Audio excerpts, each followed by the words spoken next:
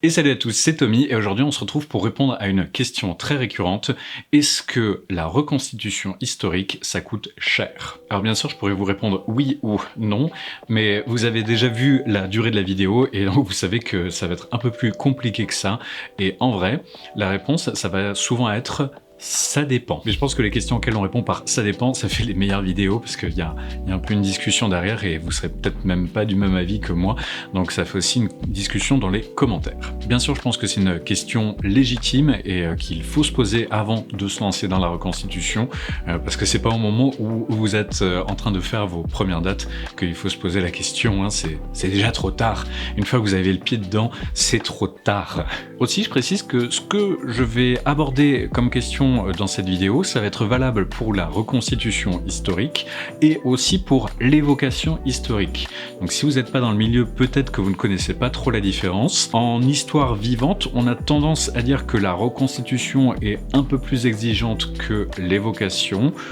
Ça peut être vrai. En pratique, il y a beaucoup de gens qui font de l'évocation et peut-être à un haut niveau, mais qui disent faire de la reconstitution parce que l'évocation est toujours assez mal vue dans le milieu de l'histoire vivante, ce qui est dommage parce qu'il y a des gens qui font de l'évocation très bien et même il y a pas mal de gens qui font de l'évocation à haut niveau mieux que certains qui disent faire de la reconstitution. Et pour être 100% honnête, moi je fais pas réellement de la reconstitution historique, je fais presque de la reconstitution historique. Mais bon, je pense que c'est un sujet large, donc j'en reparlerai peut-être dans une autre vidéo à l'occasion. Déjà, quand on débute, il y a une question qu'il va falloir se poser, c'est est-ce que vous souhaitez débuter en solo ou en association? Vous allez voir que j'ai un parti pris pour l'association.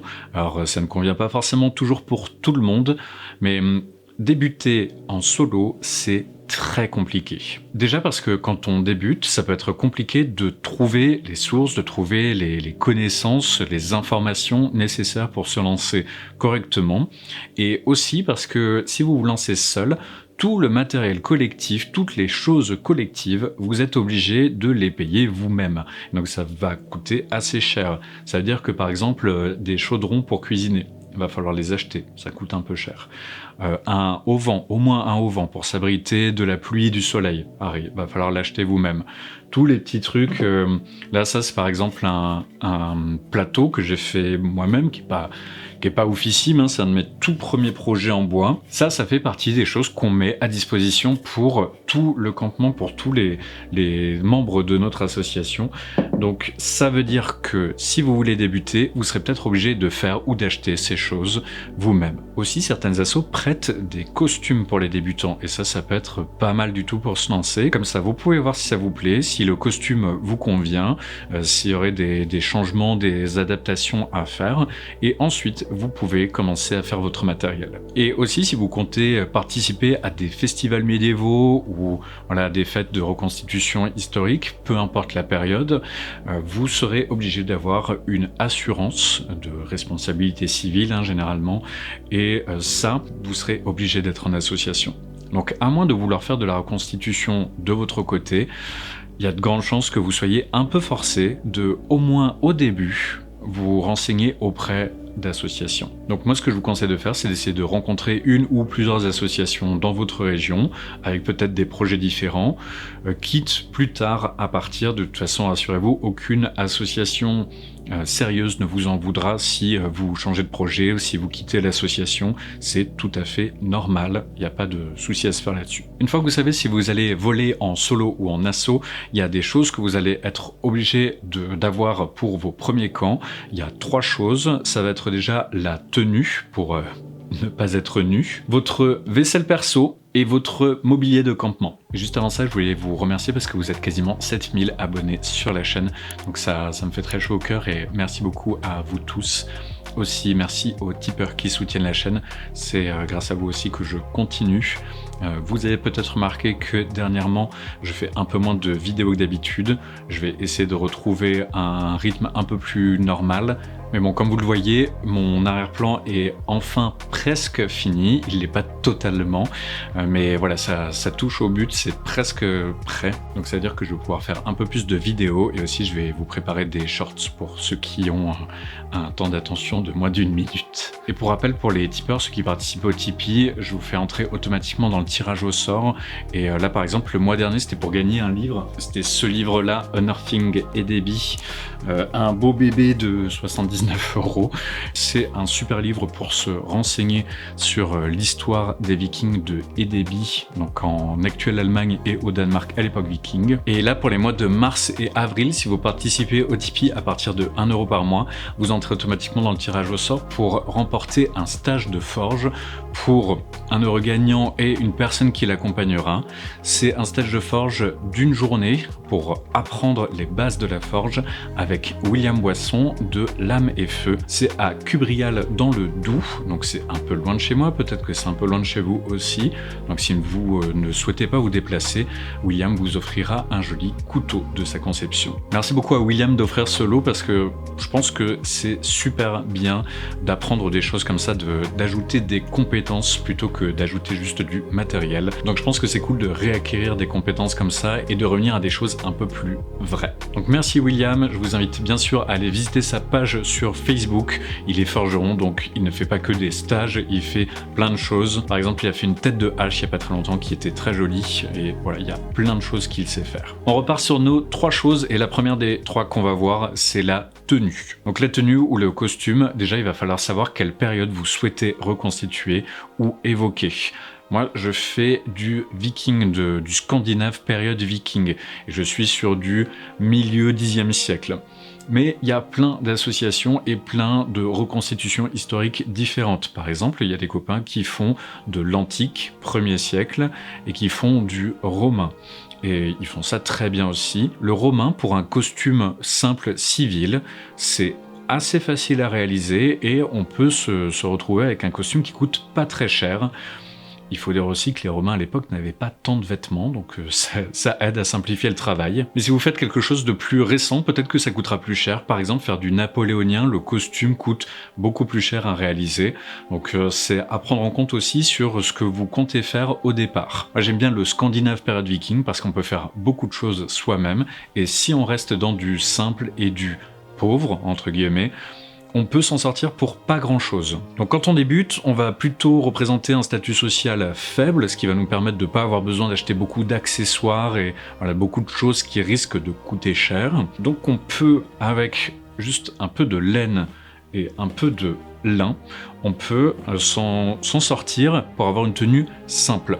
J'avais déjà fait 2 vidéos sur la tenue simple pour débuter. J'en avais fait une pour les hommes et une pour les femmes. Et par exemple, avec là, j'ai 4 mètres de laine de chez Woolsom et là, j'ai beaucoup trop de lin, je sais pas combien, mais il n'y a pas besoin de autant que ça. Mais disons, avec 4 mètres de laine, vous allez déjà pouvoir bien commencer parce qu'avec ça, vous pouvez vous faire un premier pantalon, une tunique, donc ce genre de choses qui va vous tenir chaud, et avec le lin vous allez pouvoir vous faire une sous-tunique en sous-vêtement.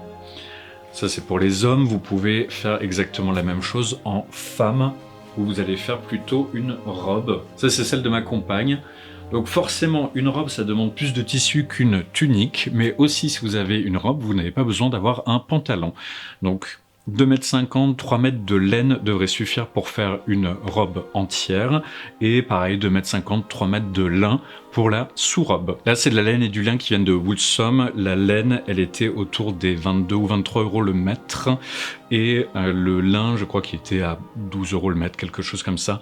Je mettrai un lien dans la description, c'est pas sponsorisé, même si Woolsom a déjà sponsorisé d'autres vidéos par le passé. Mais voilà, si vous voulez trouver du tissu correct, mais pas trop cher, ça va être très bien. Et donc, avec vos chutes, vous pourrez vous faire un premier petit bonnet pour tenir chaud, et un petit sac en lin ou en laine que vous préférez, comme vous préférez, qui vous permettra de mettre un peu votre... voilà, ça fera un peu fourre-tout, donc là j'y ai mis des pochettes. Là, c'est une pochette kit à feu. Là, j'ai mis aussi du savon parce que c'est important d'être propre en campement. Et vous pouvez y mettre vos clés de voiture, votre téléphone, tout ça, histoire que ça ne soit pas visible. Là, vous avez peut-être vu qu'il y a un conseil implicite, c'est que je vous conseille d'acheter du tissu et de coudre vous-même vos tenues. Au début, ça va paraître insurmontable si vous avez jamais fait de couture avant, surtout qu'on coud ça plutôt à la main hein, pour être au plus proche de la réalité historique. Si vous rejoignez une asso, vous verrez que les anciens vous aideront avec plaisir, et aussi je ferai quelques tutos sur la couture pour vous montrer comment coudre de manière un peu historique, comment choisir vos tissus peut-être aussi, et comment débuter tout ce qui est couture et textile en faisant quelque chose de correct au début. Quelque chose dont j'ai pas parlé, ce sont les chaussures. Sur la période viking, ça va être des chaussures en cuir et entièrement en cuir. Et pour être 100% honnête, si vous en avez jamais fait, c'est pas simple du tout. Donc je vous conseille de les acheter au début ou de vous faire accompagner par quelqu'un qui en a déjà fait, qui sait en faire. Si vous les achetez, comptez entre 100 et 150 euros, ça dépend de là où vous les achetez, si vous voulez quelque chose de correct. Par exemple, je sais que Au Cuir d'Antan en fait et qui fait ça très bien. Et je ferai un tuto sur les chaussures un jour, mais vraiment un jour, parce que les chaussures c'est pas simple à faire. Voilà pour les bases du costume. Il y a une chose dont on n'a pas parlé, c'est de votre niveau d'exigence, et en débutant du tissu comme ça, qui est du tissu industriel, hein, ça suffira. Bien sûr, quand vous irez plus loin en reconstitue, vous aurez envie d'avoir des choses plus proches de la réalité historique, donc du filet main, du tissé main, peut-être aussi de la teinture végétale. Tout ça, ça coûte cher ou bien ça prend du temps. Donc pour débuter, essayez de rester sur des choses assez simples. Si vous voulez vraiment vous investir à fond, c'est possible de partir sur du tissé main, d'acheter par exemple du tissu tissé main et teinture végétale. Il y a Mickey Tissage qui fait ça très bien, qui fait des très belles teintures, c'est un peu la référence dans le milieu. Il y a aussi l'atelier de Sagilia, que vous avez déjà vu apparaître plusieurs fois ici, et je pense qu'un jour je ferai une vidéo pour montrer comment elle fabrique tout ce qu'elle sait faire. Pareil, c'est pas sponsorisé, mais je vous mettrai des liens en description. Dernier truc dans la tenue, vous aurez forcément besoin d'avoir un couteau, parce que si vous n'avez pas de couteau en campement, c'est vraiment handicapant. C'est vraiment gênant de ne pas avoir de couteau en campement, que ce soit pour la cuisine ou pour juste couper un bout de bois, une corde, quelque chose. En reconstitue, on a tous au moins un couteau. Là, c'est un joli couteau qui a été fabriqué par l'atelier de Pertinax. Il y a bien sûr aussi Will qui fait des couteaux. Je vous conseille aussi la taillanderie des Quatre Vallées. Il a fait ce couteau-là que nous on utilise pour la cuisine. Et il y a également Forge de Gobanos. J'ai pas de couteau de lui, mais c'est lui qui a réalisé cette jolie hache d'abattage et débit. Pour votre premier couteau, vous pouvez prendre quelque chose qui ressemble à ça, qui est relativement simple. On reparlera des couteaux très prochainement sur une vidéo. Là, c'est avec un fourreau très décoré, mais bien sûr, si vous débutez, ça n'a pas de sens d'avoir un fourreau de riche. Prenez quelque chose de simple. Les 4 que je vous ai conseillés là, ils font des fourreaux simples aussi. Vous aurez peut-être envie de l'attacher à la ceinture. Pour débuter, vous pouvez vous passer d'une ceinture et mettre votre couteau dans votre sac, qui sera fait avec vos chutes de lin ou de laine. Puisqu'on parle du coût de la reconstitution, le coût d'un couteau correct pour débuter, ça va être au moins 80 €. Essayez de pas mettre en dessous de ça et évitez tous les magasins polonais de revente. Ils ont tendance à vendre des couteaux effectivement pas chers, mais qui sont pas trempés ou mal trempés. Donc s'il faut le réaffûter toutes les 3 tranches de saucisson, ça vaut pas le coup. Et pour notre premier point, le costume, ça va être à peu près tout, et comme ça vous permettra de garder du budget aussi pour d'autres choses. Deuxième point, votre vaisselle personnelle pour pouvoir boire et manger en camp. Essayez de partir sur des choses simples. Là, par exemple, on a un bol en hêtre. Le bouleau aussi fonctionne très bien. Et en plus, vous pouvez le tailler vous-même assez facilement. Prenez bien un bol plutôt qu'une assiette, parce qu'en reconstitue, on fait beaucoup de soupes de potage, de trucs avec du jus. Donc, il vaut mieux avoir un bol. Là, celui-là, il fait 12 cm, je crois. Là, on en a un qui fait 18. Autour de la quinzaine, c'est pas mal. Le bol, vous pouvez le prendre en bois ou en céramique. Le bois est un peu plus résistant et souvent un peu moins cher. Et sur certaines périodes, ça va être plus logique d'avoir des plats métalliques par exemple, mais là je parle que pour le viking que je maîtrise un peu plus. Pour boire, je vous conseille la céramique, et là on en a deux très différentes. La première ici, elle a été réalisée par Fiona Moreau d'Atelier Figulina. C'est une poterie globulaire, donc je parle que pour le viking, hein, mais en viking c'est quelque chose d'ultra courant. On en trouve partout et à peu près sur toute la période. Et ici c'est un godet réalisé par Jake Saunders de Wyrmcraft, et vous voyez qu'il a une forme assez particulière avec les petites excroissances là.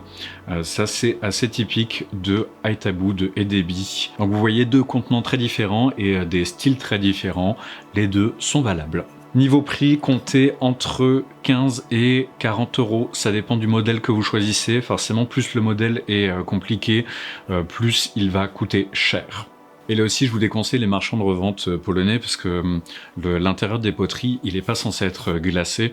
Et généralement, sur ceux qui sont revendus chez voilà, plein de marchands polonais et compagnie, c'est glacé à l'intérieur. Donc certes, c'est plus pratique pour le nettoyage, mais si vous voulez faire de la reconstitution historique, c'est pas si cohérent. Ah oui, avec ça, il vous faudra une cuillère en bois, toute simple. Là, c'est une de celles que j'ai faites moi-même, qui est pas ultra belle, mais voilà, qui a fonctionné pendant pas mal d'années.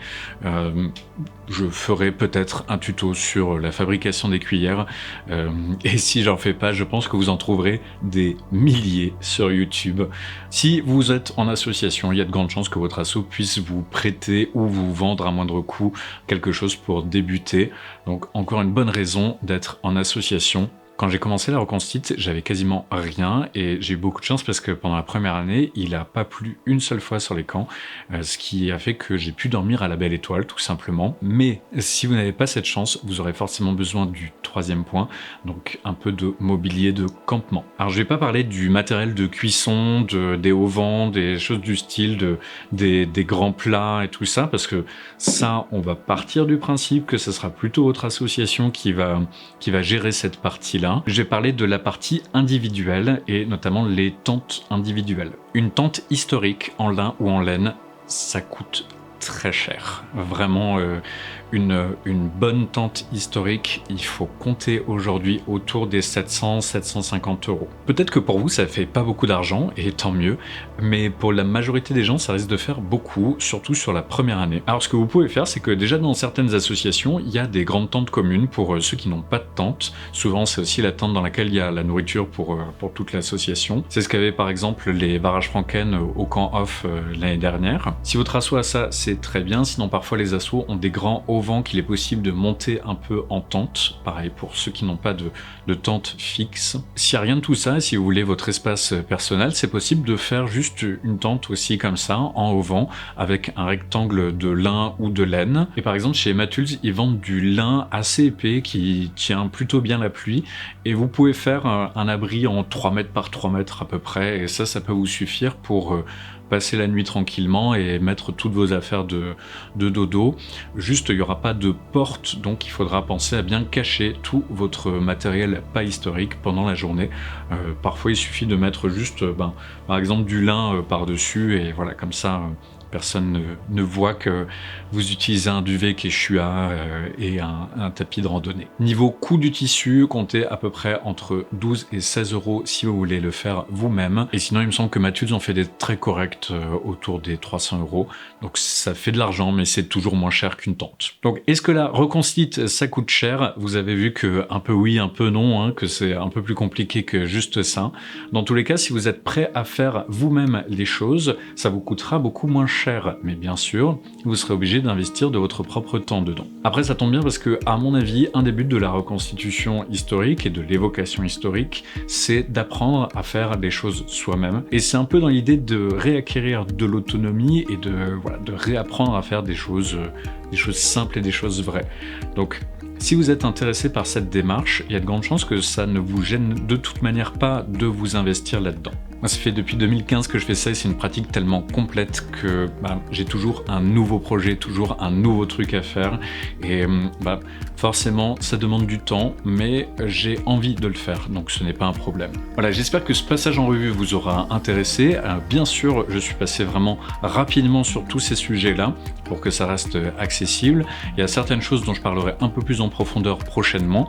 Et si vous avez des questions sur ce que j'ai raconté là aujourd'hui, vous pouvez me les poser en commentaire bien sûr. Et peut-être même que vous avez des avis complémentaires sur ce que j'ai raconté. Si vous pratiquez de la reconstitution, peut-être que vous pratiquez d'autres périodes aussi, vous pouvez me donner votre avis en commentaire. J'aime toujours avoir des avis complémentaires comme ça. Merci à tous d'avoir regardé jusqu'au bout. Si vous êtes arrivé jusque là et que vous n'êtes pas encore abonné, qu'est-ce que vous attendez? Petit pouce vers le haut, le Tipeee pour tenter de remporter le stage de forge avec William Boisson de Lame et Feu.